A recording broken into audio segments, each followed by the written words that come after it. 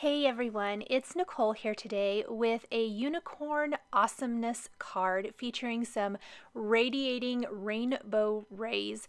This card features all kinds of fun goodness here. My favorite things, rainbows. I love unicorns. I love the whimsy of this. So much fun. Plus I'm mixing and matching from a few different companies, which is something I absolutely love to do. We are going to start by building our background. I am masking off from the stitching line to the outside edge of this rectangle. This was recreated with the Lawn Fawn outside in stitched rectangle die, which is going to make this just slightly smaller than A2 sized, which I really love. And I want to instantly add a mat to this without adding an extra layer, and I love to do that by masking off that edge. Then we're going to just simply layer on a nice light background of squeezed lemonade distress ink. This rectangle was die cut from Bristol Smooth cardstock, meaning it's going to take the distress inks perfectly.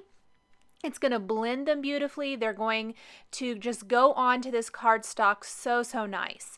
I am using the original distress inks and not distress oxides. It's just a personal preference. Whichever you want to use would be absolutely fine. I love both. Just kind of going back old school with my originals today. Then I'm taking the My Favorite Things Radiating Rays stencil. You've probably seen me use this before for different cards and such. It is one of my all-time favorites. Now I am just trying to figure out where I want to start, and I had a little bit of a hard time figuring that out, and I kept moving my masks around. What I ended up doing is I find it easiest to start at the center. So I kind of went back up to the top, and I'm just going to start with my middle color of the rainbow, which is yellow. But because I've already laid down some squeezed lemonade on the background, I went with mustard seed for my first rays. And then we're just going to move to the right and work our way out and down. We aren't going to go all the way around because some cloud borders are going to go across the bottom of this, but I do need to go most of the way. So we've got Twisted Citron next. Then I'm going to move on to Cracked Pistachio and then Peacock Feathers. I realized pretty quickly that I was going to have to use more than one shade per color family, simply because I have quite a few rays to do. I'm doing 2 rays each in, or 2 rays in each color. And then we'll just move these again and do that Peacock Feathers.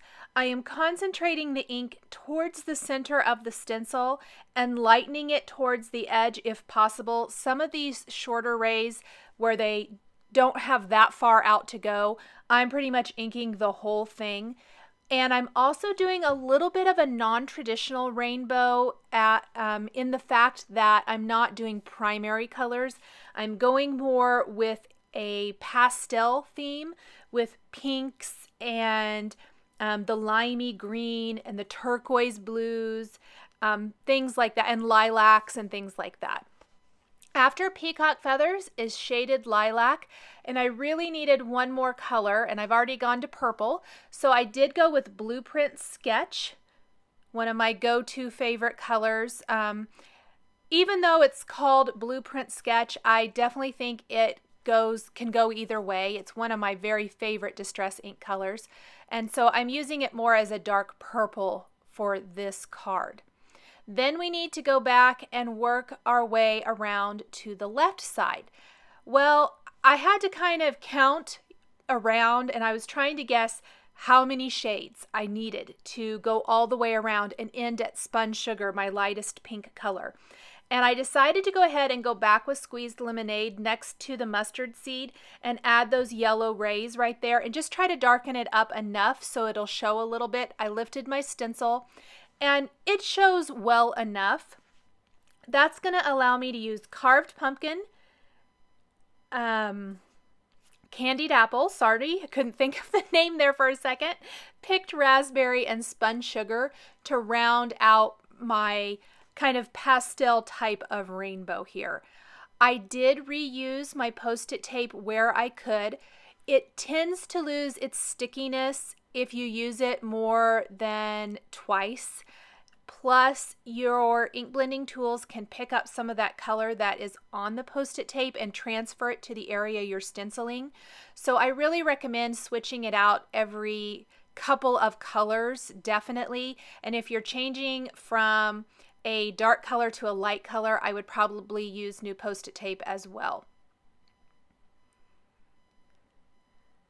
And we'll finish off with our pinks. And when I lift this off, I'm going to be left with this really pretty rainbow rays that's going to be the perfect backdrop for my unicorn from Concord and 9th that I'm going to use. I'm not sure how long this stamp set has been out. I know I bet it's probably been maybe almost a year or so. I've had it forever in my to be used file. I kind of keep a little section of stamp sets that I have personally purchased that I want to use, and I've never gotten a chance to use this, and I thought today would be the perfect opportunity. I absolutely love this. I'm going to spritz my background with water from a distress sprayer once I have removed all my Post-it tape.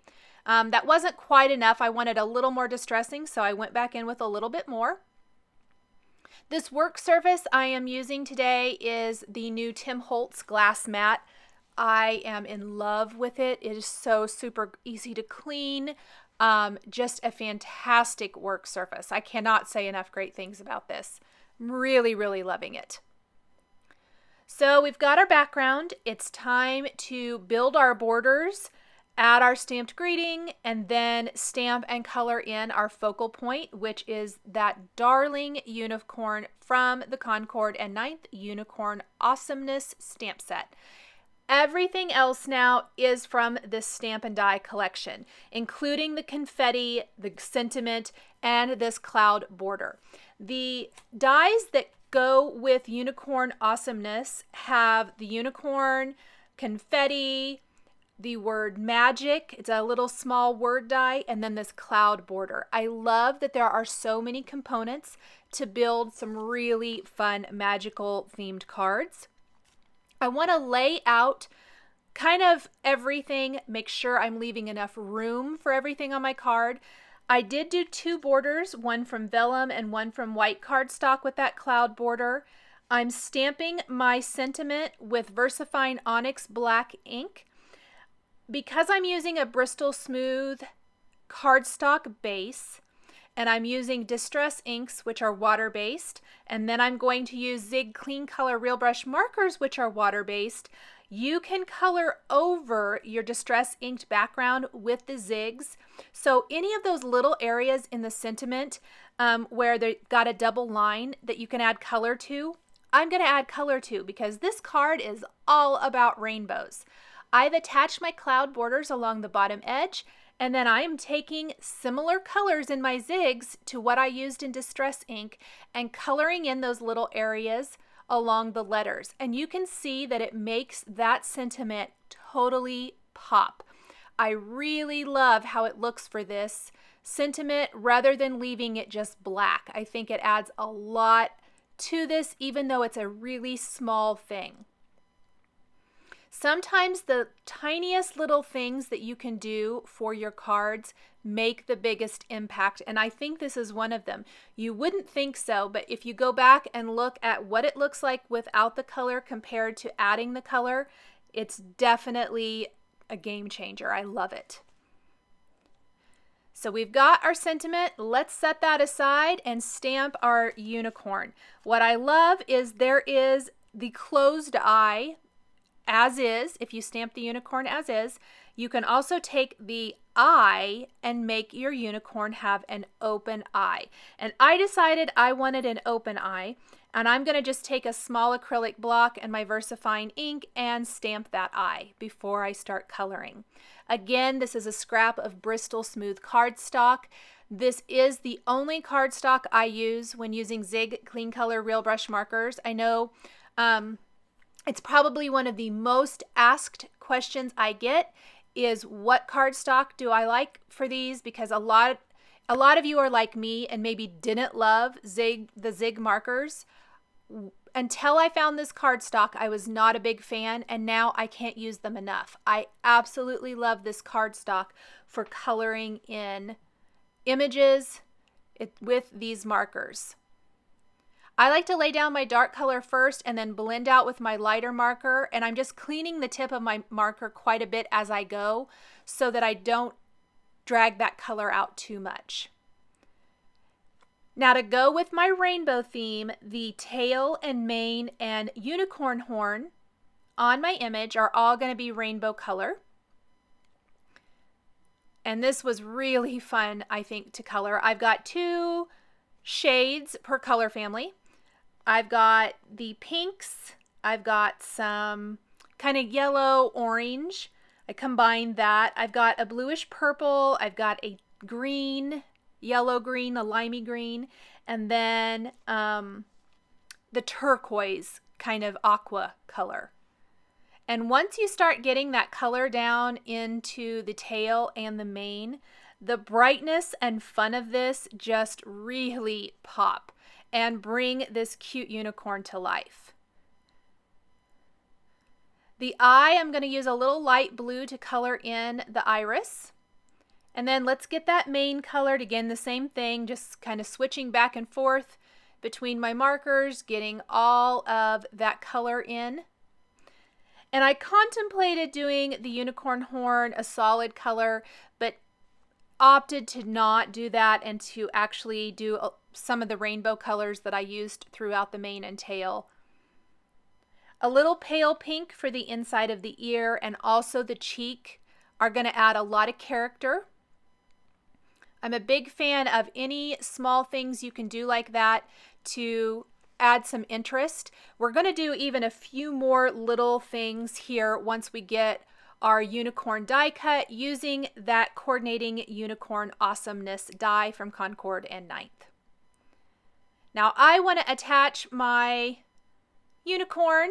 The great thing about the sentiments in this stamp set, they're made to fit kind of along the back of the unicorn, which I think is really fantastic. If you get this stamp set and sometimes greetings don't work with the image, this is a pretty large image. I love that the way this is laid out, especially this large one, your awesomeness rivals that of a unicorn, fits along that back line of the neck and back of the unicorn, which is awesome. So we're going to go in and add some more detail to the unicorn, this time with a Stardust glitter pin. This is going to add little glittery dots all over, as well as add some nice little texture. I really like this in lieu of doing, I like white dots a lot, and I use those especially on Copic colored images. You've probably seen me do that a lot. This is very similar, but I think that little touch of sparkle really complements the magical feeling of this card. So let's go ahead and attach this to a card base before we finish the design with the scattering of confetti pieces, which is also a die from the Unicorn Awesomeness die collection that coordinates with this stamp set. There's a little heart and star, and I thought it would be fun to use that as confetti, the embellishment to my design, and we're going to add sparkle to this as well because it's a magical card and it needs it. I took my ink blending tools on a scrap of Bristol Smooth cardstock and just added color. Much easier to add color to the cardstock before die cutting, as opposed to after I've die cut a bunch of white images. These are so teeny tiny that I thought it would be a lot easier to do it this way rather than trying to color them after I've already die cut them. I'm going to die cut these 2 images from all of the colors from these 6 colors, I guess I want to say, that I've used. And then I'm going to use a jewel picker and some Ranger Multi-Matte Medium to scatter these throughout the design. You could definitely leave these as is if you want to, but I thought it would be more fun to, after I have these all in place, take my very favorite Nuvo crystal drops in White Blizzard. It's my favorite one to add a clear, sparkly coating to anything. In fact, we're going to add it to all the confetti pieces. We're going to add some Nuvo crystal drops just around the confetti pieces with it.